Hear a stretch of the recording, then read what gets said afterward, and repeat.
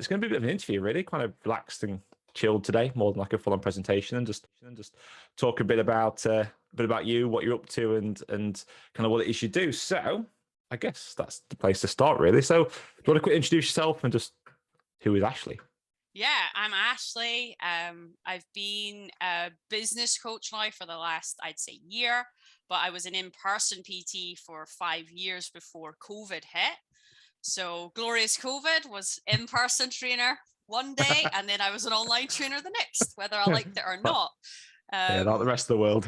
Oh yeah, so that fun time, and then I ended up joining mentorship, the Online Trainer Academy Level 2. Through that, became a mentor after 6 months in the course. And then a year after that, decided to go off on my own and do this. So yeah, social media engagement is what I do. I kind of found out I was good at words. You know, if people needed, I'm kind of the worst person to get to send a bad text to. Because I like roll up my sleeves and I'm like, right, okay, here we go. And I'm like the one that everybody would turn to. Ashley, how do I reply to this? So like that kind of started the way of me realizing that I actually had a way with words. And yeah, that's kind of what's got me into, social media engagement and DMs and stuff now. So yeah, I'm originally from Belfast and I moved over to Edinburgh about 6 years ago now. So if the accent's a bit dodgy, that's why.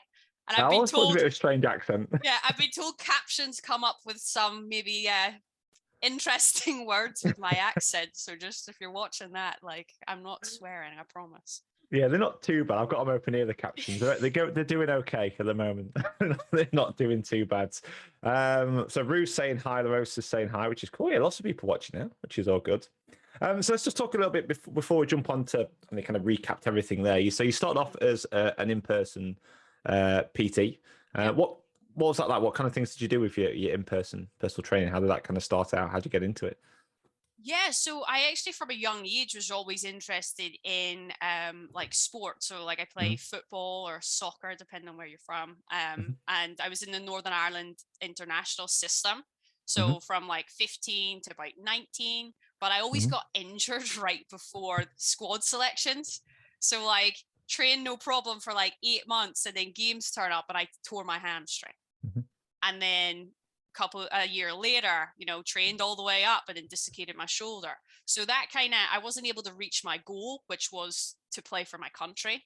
Because like kind of once you get to 19, if you haven't got a cap, you kind of just disappear out of the system, which is normal. So that was when I decided, right, I know how awful it feels not to reach my goals. So I want to help people actually reach their goal. And that's what kind of spurred me to decide to go into being a personal trainer. And then I've kind of took me a year. I think I earned the equivalent of like £1,000, which would be like $1,500 in my first year as a coach. So I was doing the two jobs thing initially, and then just sort of realized that it is something I wanted to do, and went into kind of helping women in their 30s and 40s lose weight.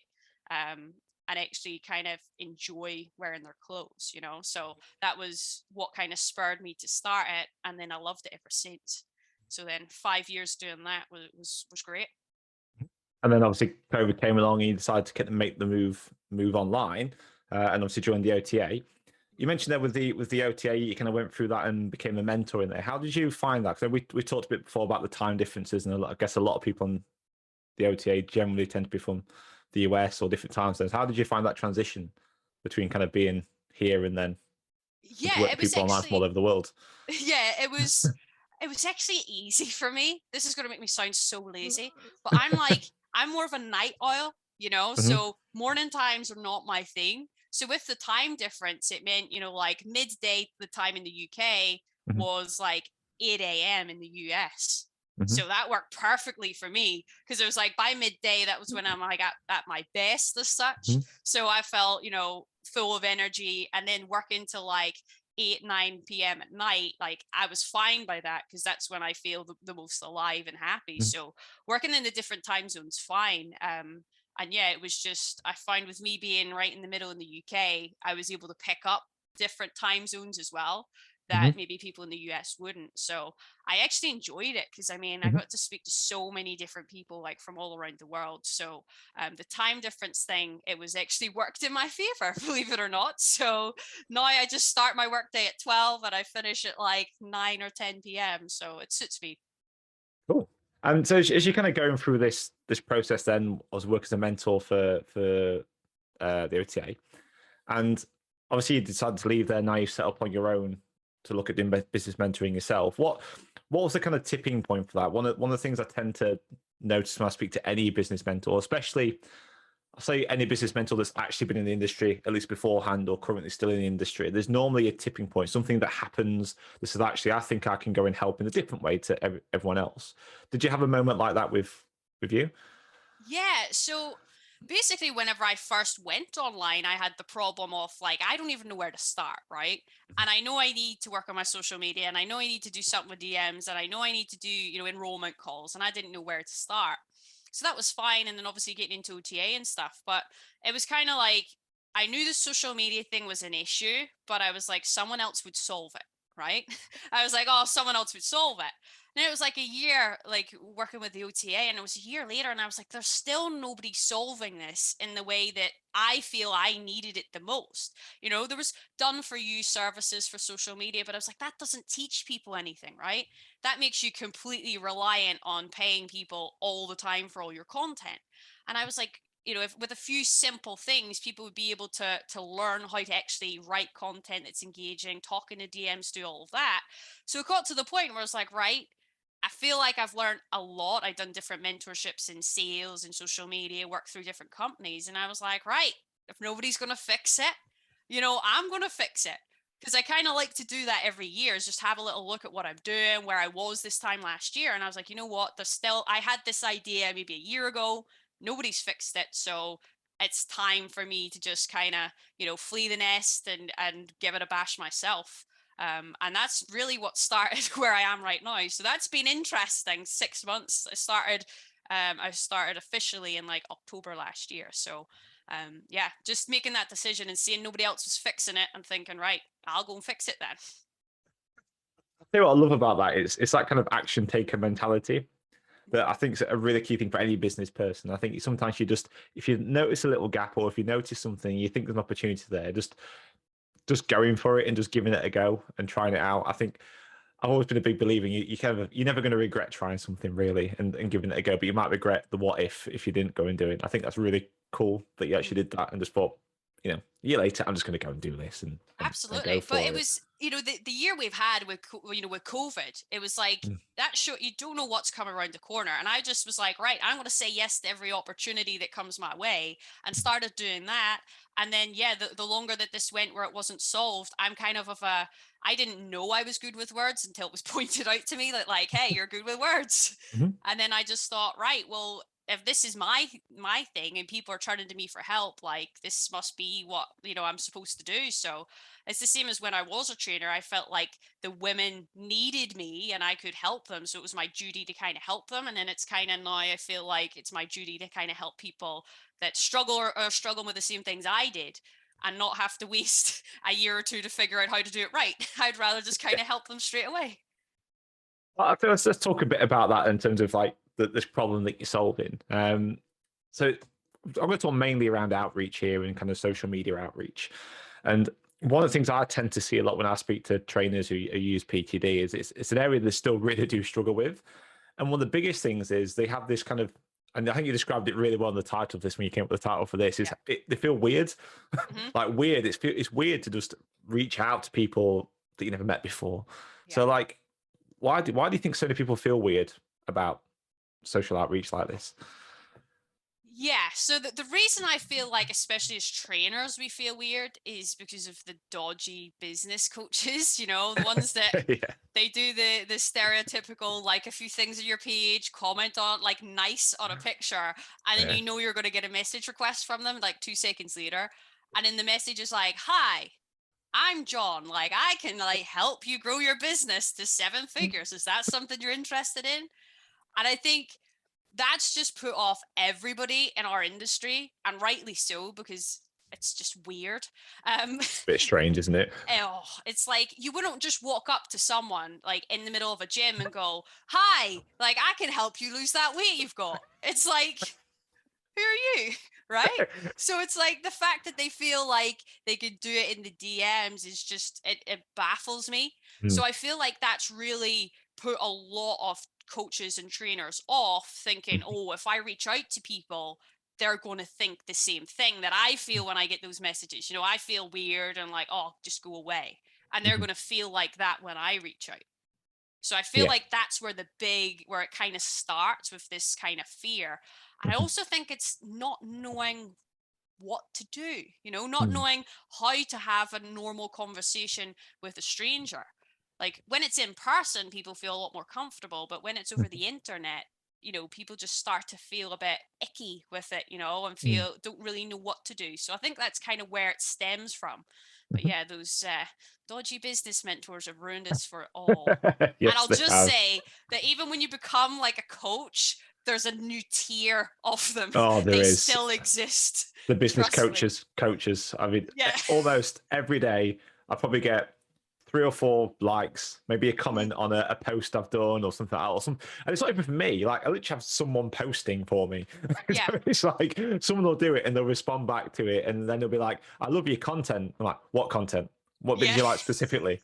Do you want to buy my stuff?" That's literally all the conversation goes like every single day. It's crazy. On the same lines, then, why do you think maybe people struggle the difference? So what really is the difference between let's get in the gym, walk in the gym floor, you start making conversations with people and eventually you can start making offers to them. Like what's the difference between that and online or doing it through DMs or doing it whatever? Why do you think people struggle with the difference? So I'm guessing most PTs have done that in the gym because they obviously got businesses to talking to people. So what do you think the Mhm. difference is? I think the big difference is a lot of people go into the DMs trying to sell. They're Mhm. going in with this conception of like, I need to get them in my program. I need to get them on a call. And there's this like intensity, there's this like urgency to get people on a call and work.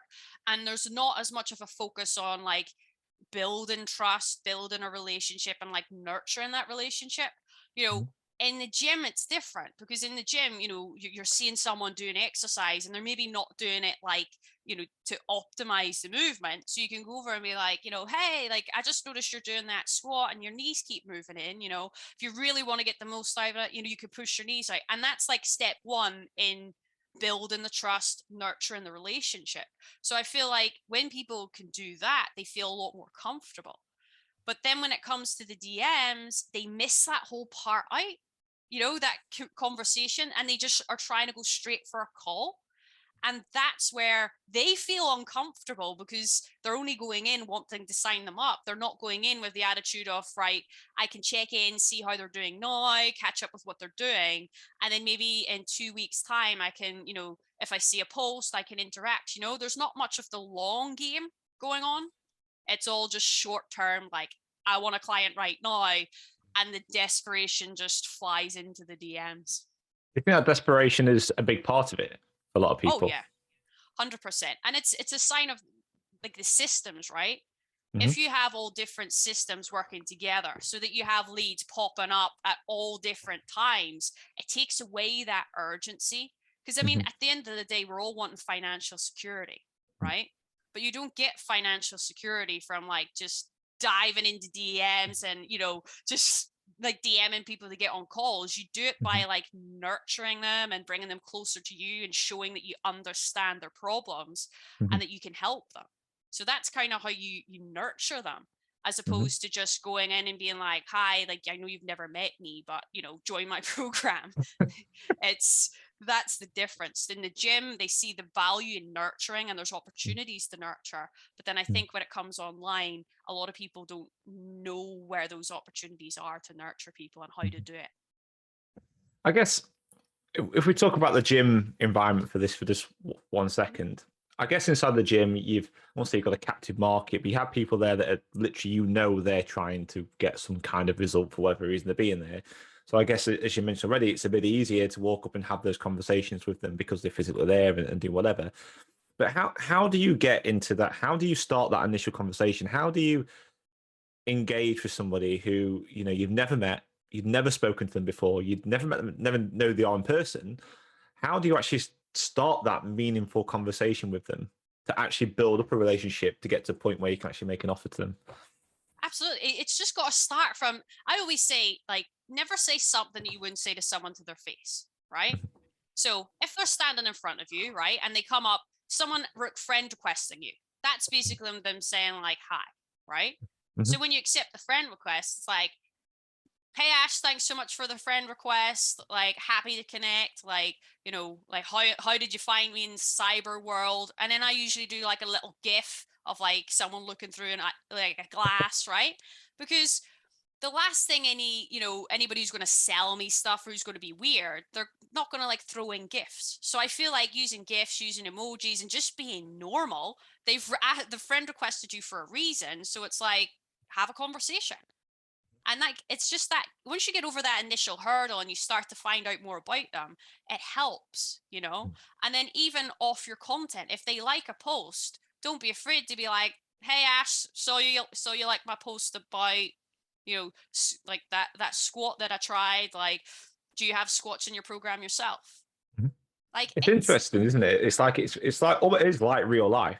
I yeah, suppose, as you mentioned, if you're walking down the street and someone says hi to you and you didn't say hi back, they'll probably think you're a bit of an idiot.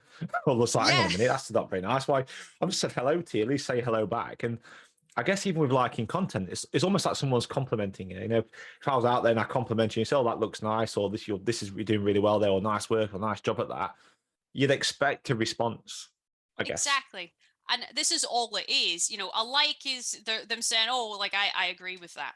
A Mhm, comment is like, oh, I really agree with this mhm, enough that I will actually go through the effort to leave a comment under this post. Like, mhm, they've taken those valuable like 10 seconds to give mhm, to you, which in social media world is valuable because you can mhm, scroll and get immediately, another hit with something you're interested in within a couple of seconds. That's why social media you can go down rabbit holes with it. So mhm. it's, if that person was in front of you, what would you say? How would you communicate with them? Because I can guarantee you wouldn't dive in and be like, hey, I can help you grow your business to, 97 figures in 30 days. That is not how you would start off a conversation. You would get to know them. You would find out what they're trying to achieve, what their goals are, what maybe their biggest stumbling block is, what is their challenges. You'd be finding all of that stuff out to be able to see if you can even help them, right? Not just steam in. It's so lazy, to just dive in and be like, I can help you. And you're like, can you? I don't even have a fitness business and I get offered to grow my fitness business every day, every week. How can you help So me if you don't even know what I do for a living? yeah, it's like, yeah, sure, help me grow my business. It doesn't exist. Like, crack on. If you can do that, like, I'll pay you. If you can grow a Yeah. business that doesn't exist, I'll pay you. So Yeah. yeah, it's just, it's having those authentic conversations. And if you wouldn't say it to someone standing face to face with you, then it shouldn't be said in the DMs. There's no Mm, difference between the two, in my opinion. And if you treat them as different, then that's when you start to feel weird, and that's when people ghost, and it just feels inauthentic, really. mhm. You mentioned authenticity there quite a few times. I think that's a really good word to maybe go and explore on this a little bit. Mhm. How do people? Some people might look at it and think, if I am actually going in there to sell to them. That's why I'm starting this conversation. I'm going in there to actually eventually sell to them. So would that not be as authentic, or do you approach it as I'm actually going there to help that person? How do you approach it without feeling like kind of weird, thinking actually, yeah, I want to be authentic here, but realistically, what I'm actually trying to do is sell you something. Yeah. How do you deal with that? Well, the key word you said there was eventually, Yeah. eventually become a client. Mhm, Like, I go into my conversations purely in a state of, I feel like I can help this person, mhm, right? But I don't know how much they need my help. mhm, Their help might just be me giving them some advice in the DMs, which I've done so many times. Help might be me giving them a free resource on the topic that they need in that moment. But also, they might need my help as like my service that I provide as a coach. But until I have that conversation, I don't know. So I need to find out, what level of awareness are they with their problem? Because there's people that don't even know they have a problem, right? Then there's people that know they have a problem, but they don't know anything about the solution. Then there's people that know they've got a problem and they know there's a solution, they just don't know about you yet. And then they know they've got a problem. They know that you have the solution. So there's different levels of people. So you have to try to find out which level they're at. Because if they don't know anything about you, just going, oh yeah, like join my program, it's not going to work.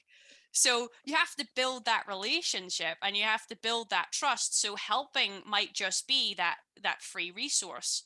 And then you can check in a couple of days and be like, hey Ash, like, how did you find that resource? And you can find out a little bit more.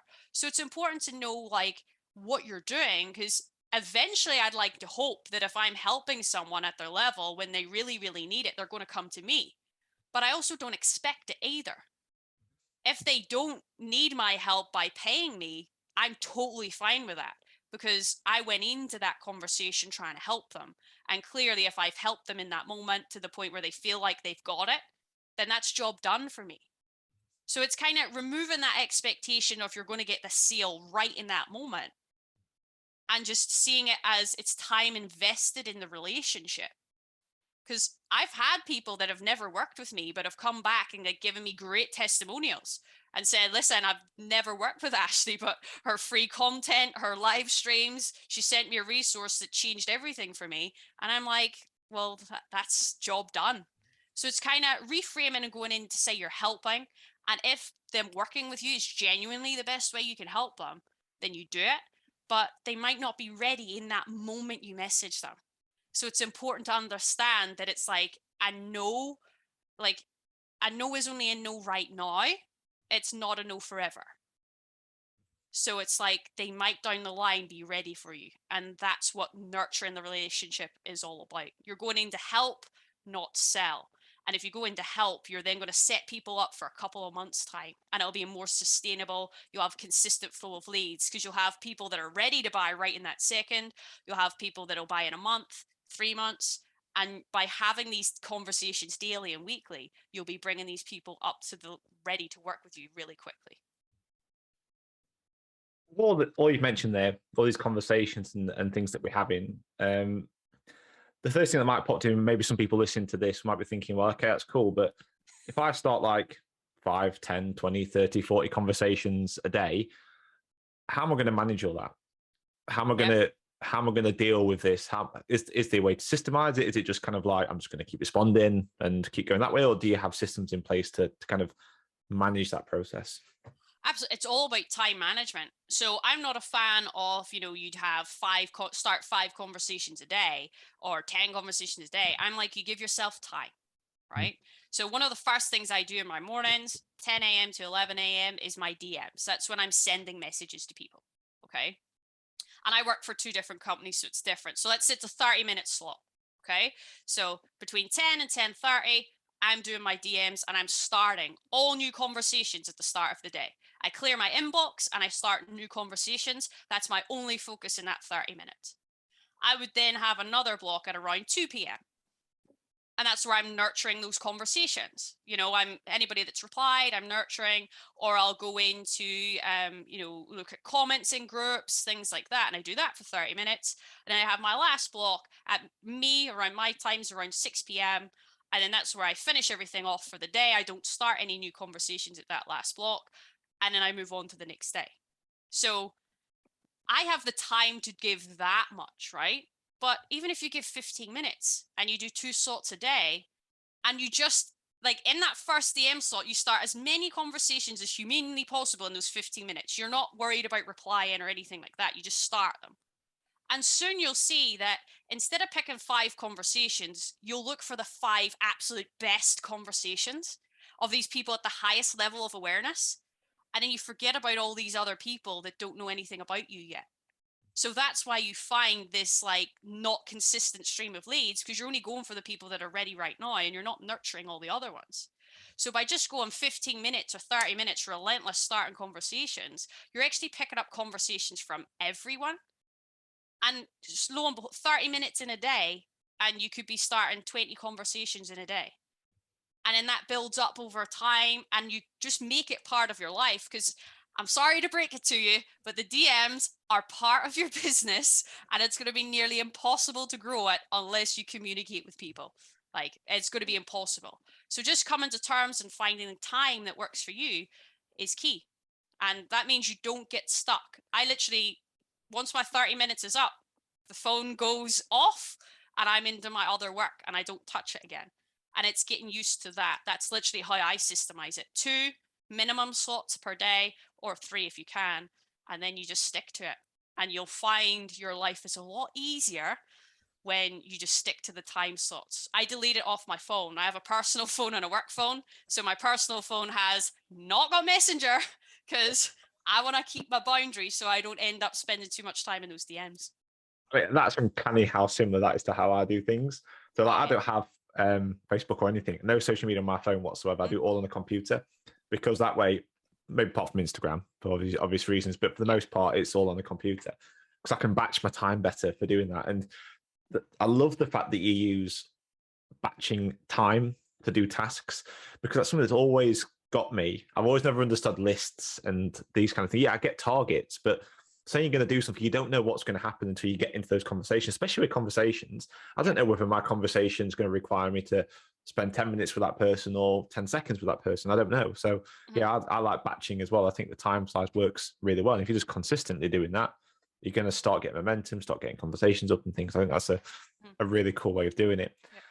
I won't mind quickly looking at the other end of that. So we talked a lot about kind of what happens after these conversations start and kind of how we can work with them and batch time up and things like that.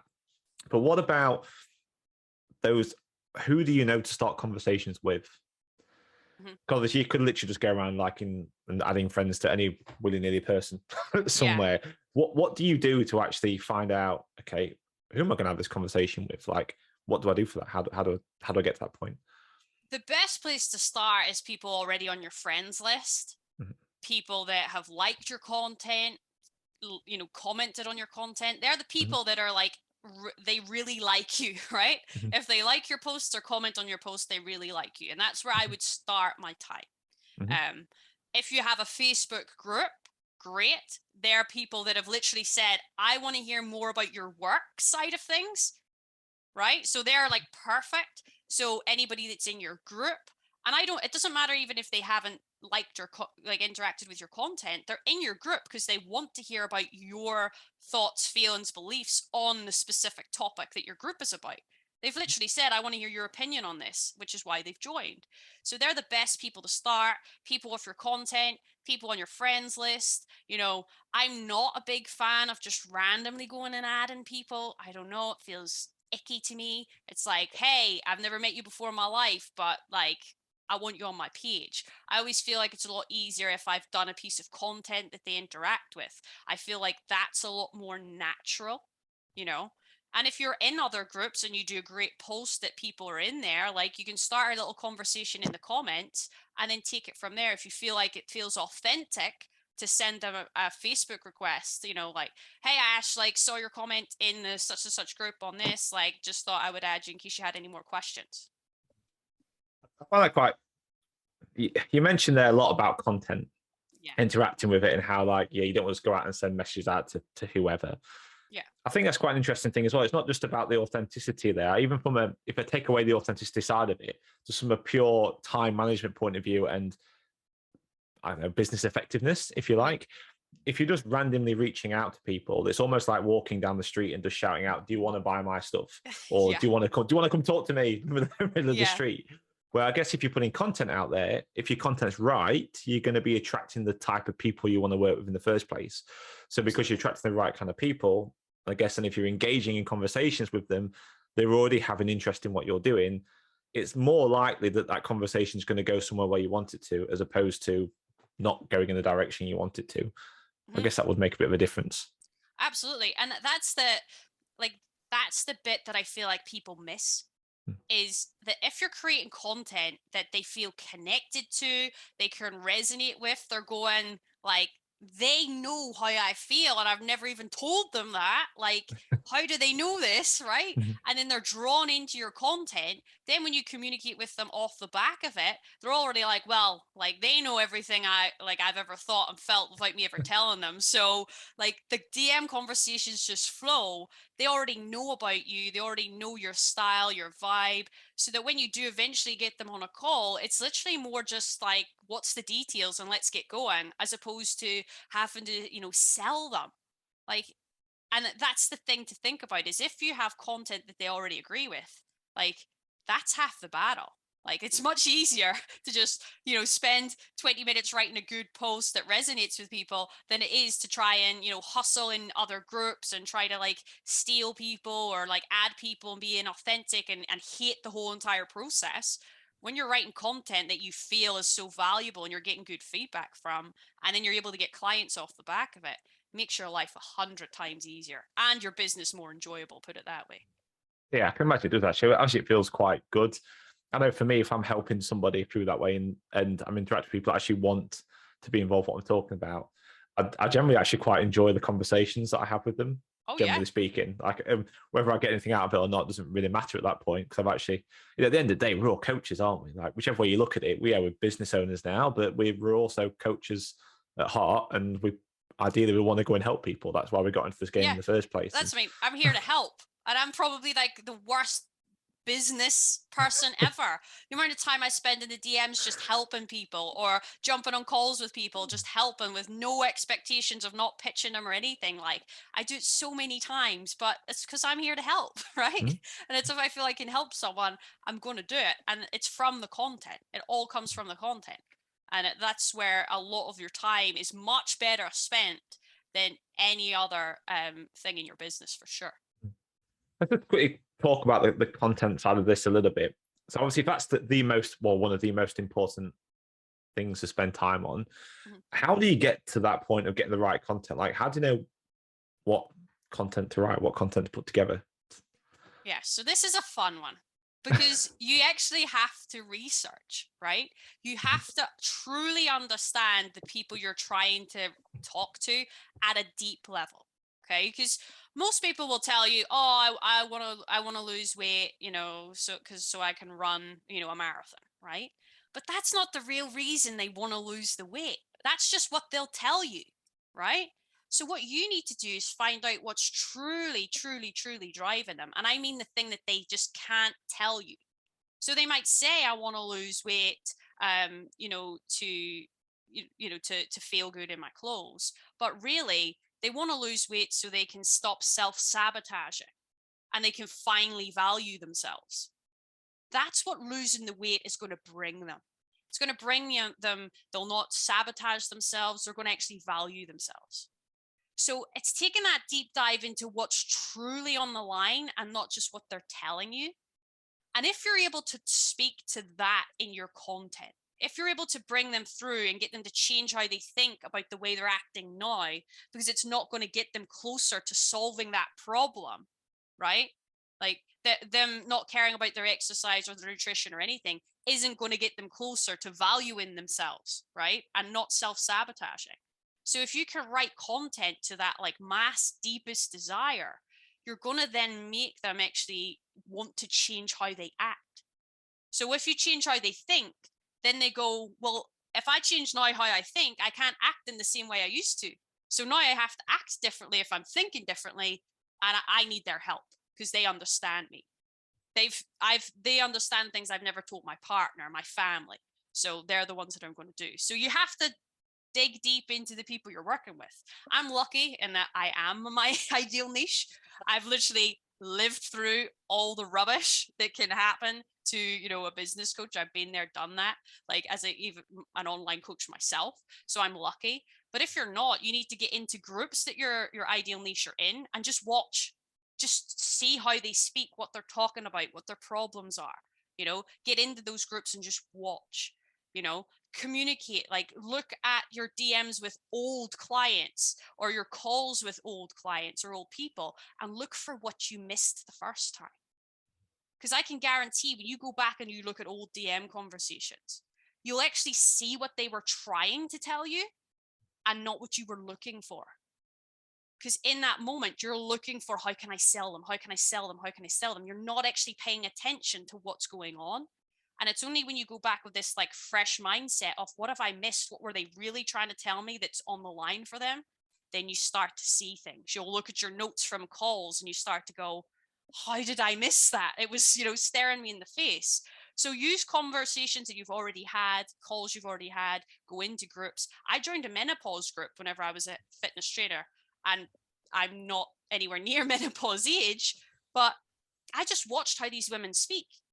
And I can tell you the theory that I learned was nothing compared to what I learned from just watching these women. Because I couldn't interact, because I was like, at the time, 25. And I'm like, these are women really, double my age, a lot of them. Yeah. But I just watched. And I got so much, and I was like, I never thought of that. I'm going to write a post. And I write a post, and it would get like 40, 50 likes from all the people I'm trying to speak to, because I was able to resonate with them despite me not even being of menopause age. So you don't even have to be, whether you're a male coaching females or a female coaching males, it doesn't matter. If you can talk to their deepest desire and show that you understand, they'll want to hear from you. The groups you talked about there, this is something we see a lot in this group, actually. We a lot of people talk about, where do I go and reach out, or they get involved with groups and try and attract clients. And there's similar kind of way we're talking about here. Where do you try and understand what groups to go to? Because one of the issues a lot of people have here is they'll go into these groups, and these groups are maybe run by other PTs or whatever. And when they try and post or interact, said, you get. So what kind of groups do you find, and where do you find them? Like, how do you go about finding these places?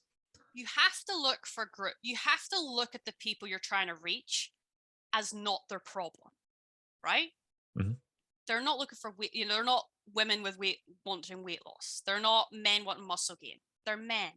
They're women. What are their interests outside of that? Are they coffee lovers? Do they do yoga? Do they love hiking?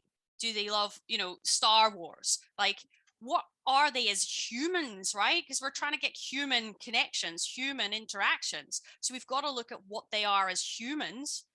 Join groups that you're genuinely interested in yourself, right? Because that's first. So for me, I might be in like a soccer group or something like that, because I enjoy soccer. So I might be in that kind of group. But if you like Star Wars, get in a Star Wars group, start creating genuine connections with people. When they see you giving, valuable information, they'll go, who's that person? They'll click on your profile, boom, they'll see you're a coach, and they'll add you as a friend.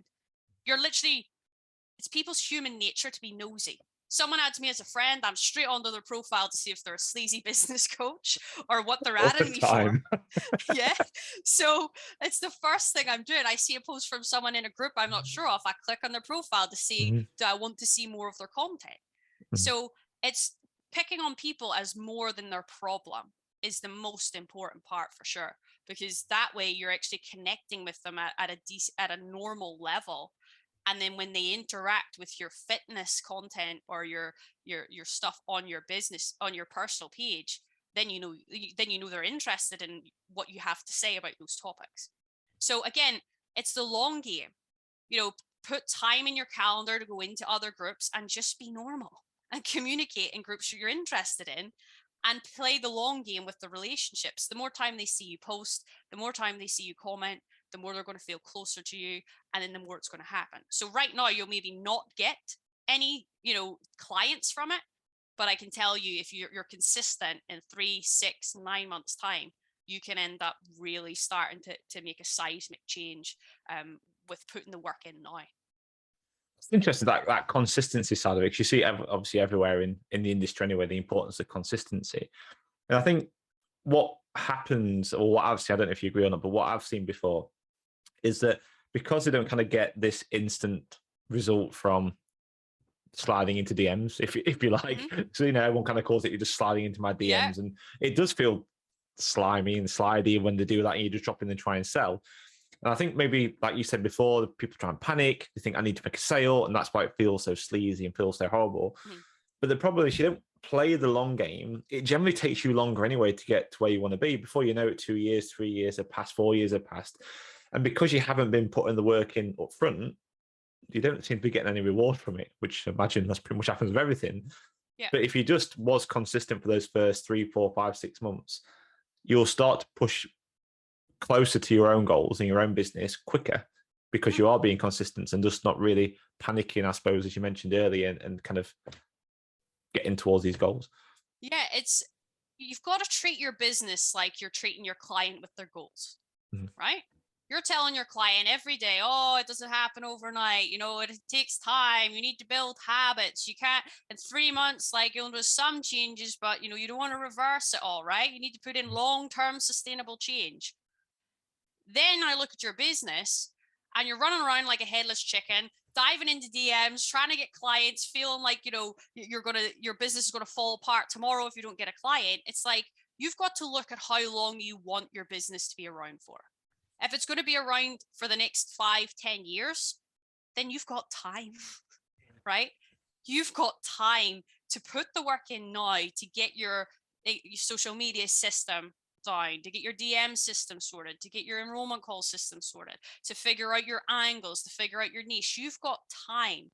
So if you start acting and treating your business like it's going to be around for 5 and 10 years, you're actually going to start to see results quicker because you're not acting off that desperation, like your business is going to disappear tomorrow.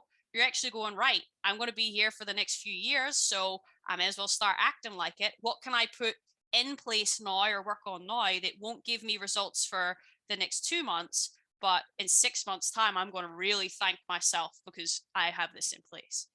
And it's when you start looking at your business and your systems in that way that you're going to actually start to see the results and the fruits of your labor. Because if you're in the same position now as you were 6 months ago, you need to make a change. There's something not working.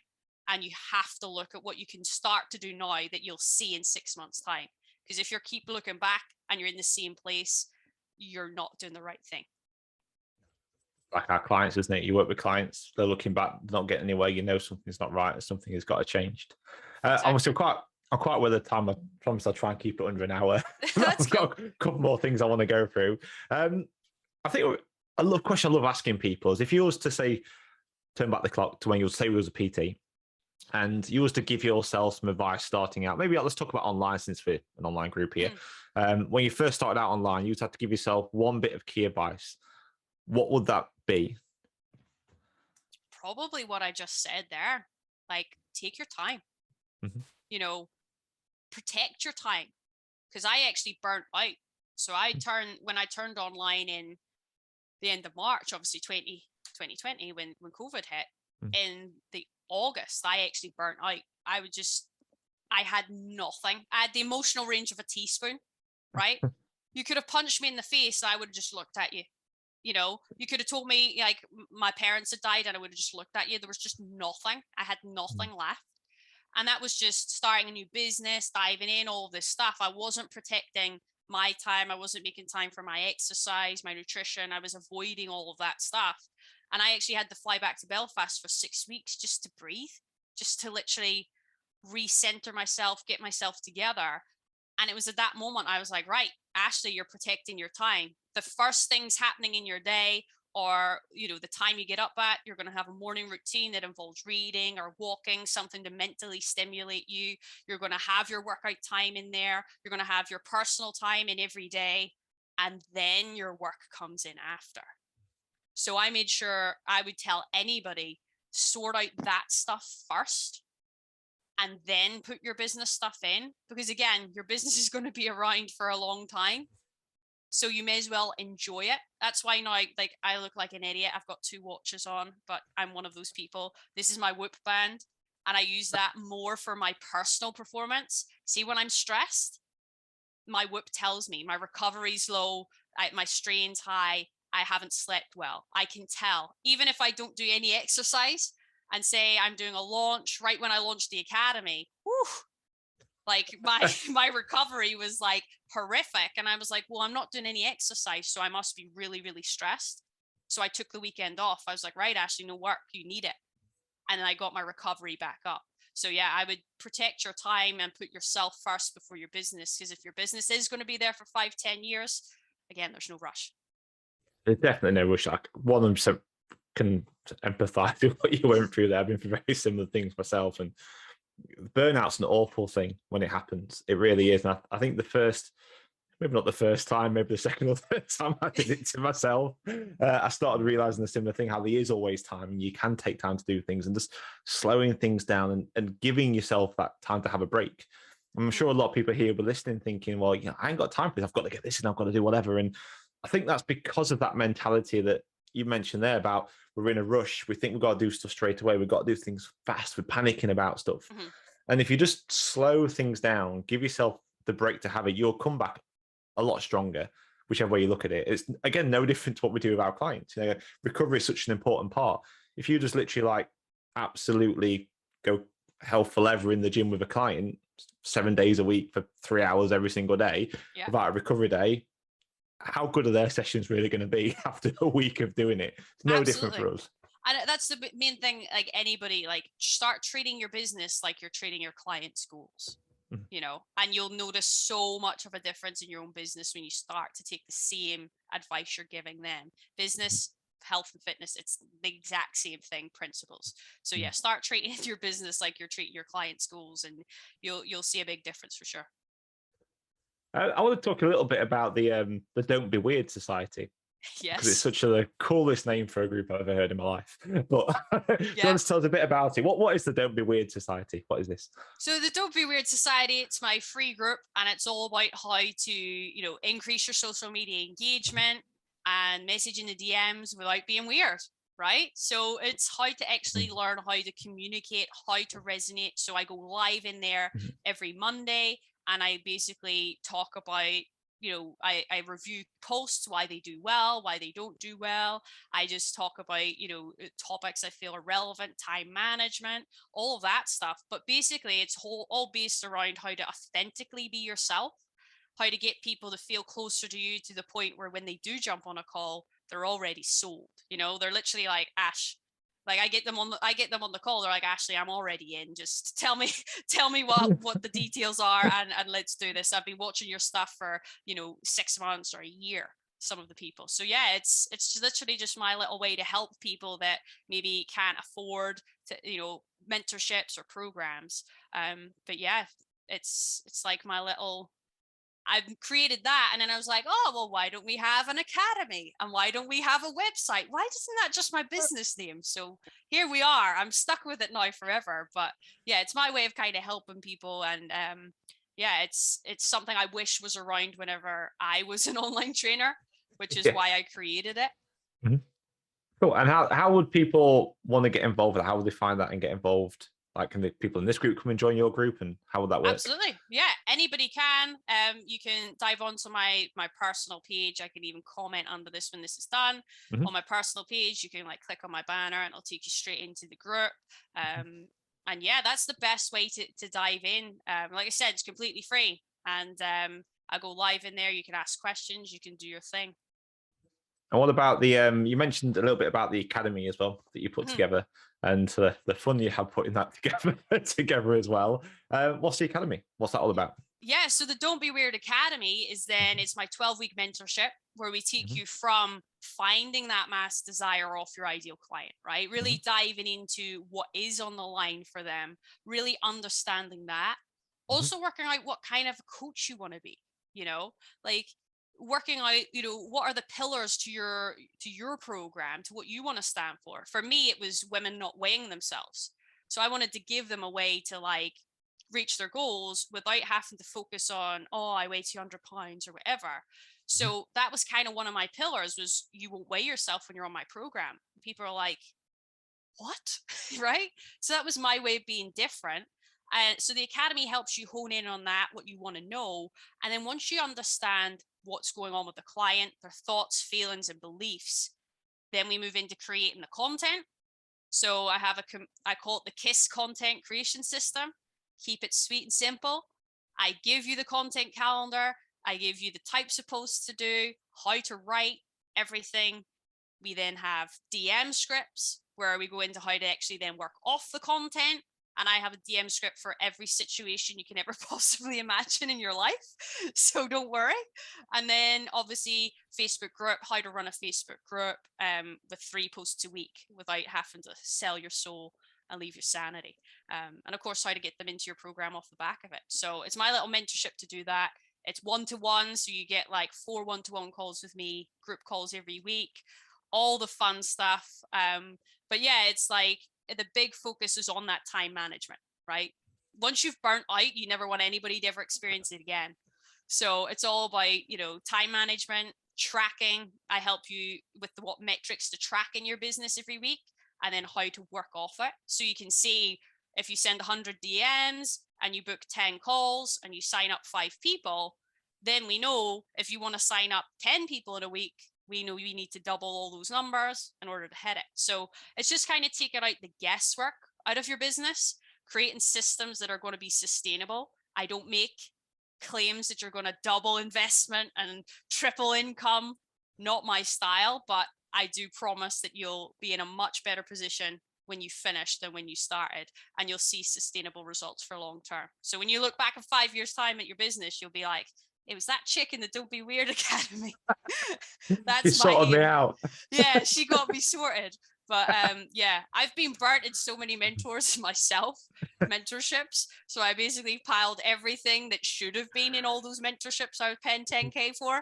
Like, I've then brought them all into a mentorship and charged a fraction of the price, because I find the people that really need the help are the ones that can't afford the 10K price tags.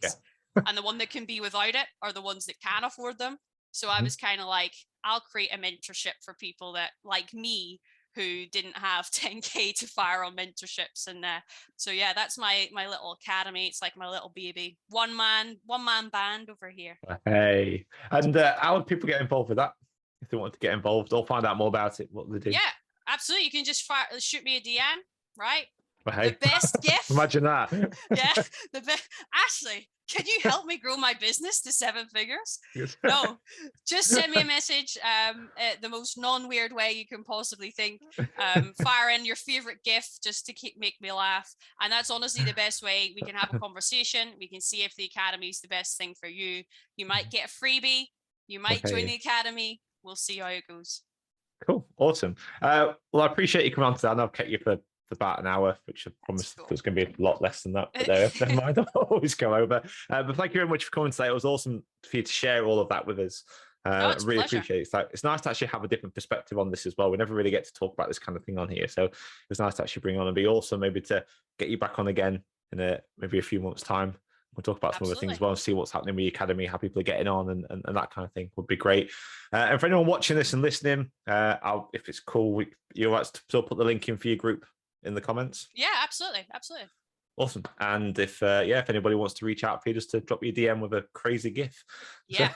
Let's not be weird. Let's be fun. Let's be normal with GIFs. Yeah, exactly. It's all about GIFs, definitely. Well, again, thank you very much for coming on. Thank you everyone for listening and watching as well. I hope you got plenty out of that. If you're watching on the replay, and of course you've got any questions, just drop them into the comments. Ashley's obviously around in the group, so I'm sure she won't mind saying hello through there. Yeah, absolutely.